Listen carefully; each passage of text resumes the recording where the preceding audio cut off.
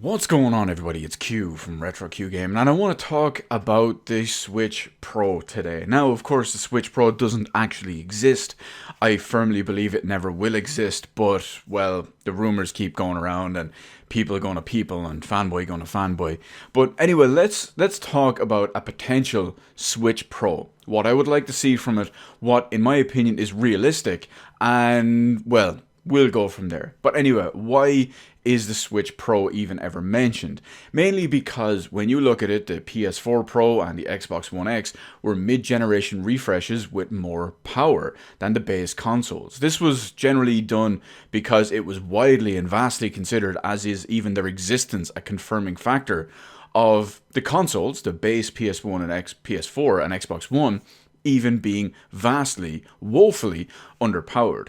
Cue the Nintendo Switch. That's C-U-E, not Q as in your boy here.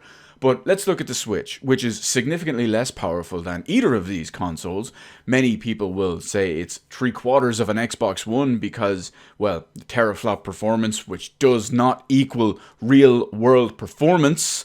Look at anything on the Switch, especially Doom, as the perfect example for this. What Nintendo Switch has on Doom is not 75% of what the Xbox One has, not even close, it's more 25%. Anyway, let's get back to the point here. So, the Nintendo Switch Pro, or the alleged Nintendo potential Switch Pro, even if we'll call it, what is realistically the possibility here? Now, I've always said that if they're going to keep it in its regular form the way it is, if it's going to stay in the regular existing form factor of the Nintendo Switch, it's not going to be bigger, it might be possibly slightly heavier, but nothing about the physical dimensions are going to change. All that I think they can do is include a larger battery, which they've already started doing with Switches now in general. I believe it. No, I think it's the same capacity battery, but it's a bit more power efficient now. So they could either utilize this, which I don't think would be the perfect example or the proper solution. I think they would and should use a higher capacity battery with a better output, as well as clock speeds. The clock speeds of the CPU and GPU on the Tegra need to be raised higher. Now, if you're not familiar with this whole situation, the standard clock speeds of the NVIDIA Tegra X1 chip are downgraded for the Nintendo Switch when it's docked. And then they're downgraded even further again, they're underclocked again, when you're playing in handheld mode. This is, of course, to keep battery life and whatnot too, but the main problems with this is you get subpar performance out of it. The NVIDIA Tegra X1 chip is not especially powerful even when it released several years ago prior to Nintendo Switch, because it was in the NVIDIA Shield TV for several years. But overall, you're looking at a kind of anemic chip in that regard. And then to underclock it again and to potentially underclock it again is really, really bad. So, what I think is the only viable option if they want to keep it in the same form factor is boost the clock speeds. Now, of course, when I mentioned the bigger capacity battery, that was to keep roughly relatively the same battery life, coupled with the extra power and the extra power draw from said battery. Now, there's another option as well that I don't think is a viable option, mainly because it defeats the purpose of the Switch Pro to an extent. It kind of let's explain it anyway. A lot of people have always theorized that you could have the extra hardware, if you will, the Pro hardware in the Nintendo Switch dock. Now, that may, when you dock the system, you will get the added performance, the added bonus, whatever it is, from the hardware in the dock. Now, I think this wouldn't work because as soon as you remove it from the dock, you're back to a regular portable Switch. You're back to the regular hardware. You're not up to a pro handheld Switch. No. You're up to just the regular, or down to, I should say, the regular Switch in handheld mode. So I don't think that would work either. Not to mention, especially, I was going to say it would mean you'd have to just buy an overly expensive dock, as they're already a complete rip-off if you buy them separately. But I suppose you could technically just buy a Nintendo Switch Pro bundle, which would be a regular Switch and a Switch Pro dock.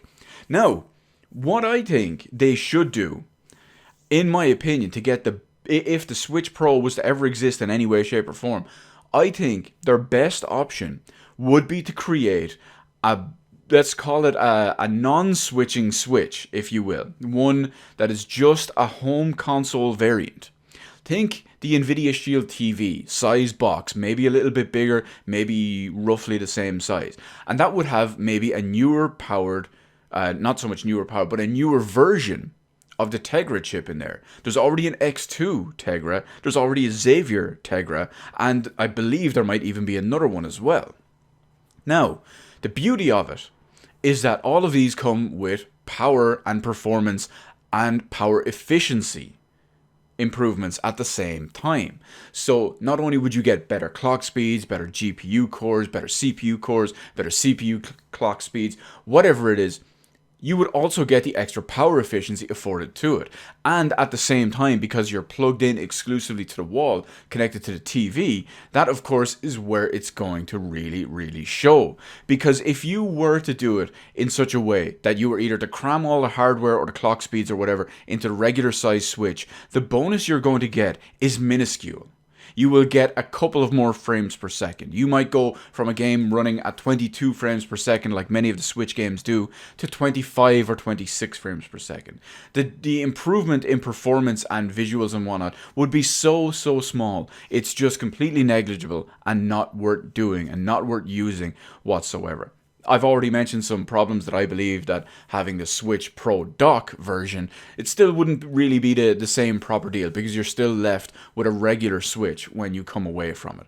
But when you look at what could be done with a proper, let's call it dedicated home console version, you wouldn't have to worry about any of the other stuff. You could go power hungry if you wanted. Sure, it's not going to be up to the level of even probably a base Xbox One or PS4, let alone one of their souped up competitors or souped up advanced versions. But no, you would still get what I would consider a respectable boost in performance, respectable boost in possibly visuals, resolution, visuals, whatever. I think I said visuals twice there. But that would be the proper way to get the most benefit from it. Because don't forget, if you're going to look for pro features and pro enhancements and whatnot, you're going to want to see it on the TV anywhere. The TV anyway, I should say. Instead, when you compare it to handheld mode, the benefits and bonuses you'd see, on the handheld versions, you've already got a very low frame rate and a very low resolution, very low quality in general.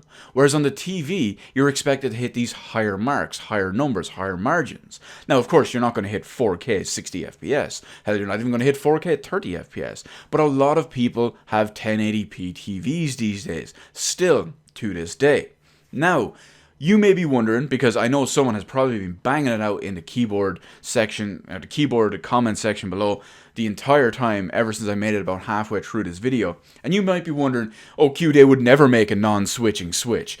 Well, boyos, let me refer you to something that Nintendo released fairly recently, one that has multiple hardware problems that they never rectified because, well, they're Nintendo, but you might remember the Nintendo Switch Lite. You know that Switch that doesn't switch? Yeah, because it has no video output chip inside it.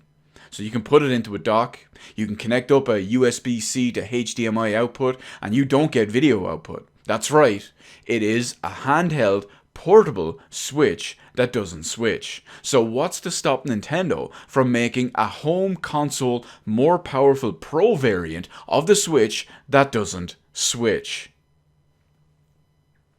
See, this is why I'm here with the logic. This is why I'm here with all of that stuff. Because I think about this from a hardware side of it. I think about this from the logic side of it. I don't think about this with my feels. And you know why that is? Because fanboys, fangirls, I am Retro Q Gaming. And I am better than you.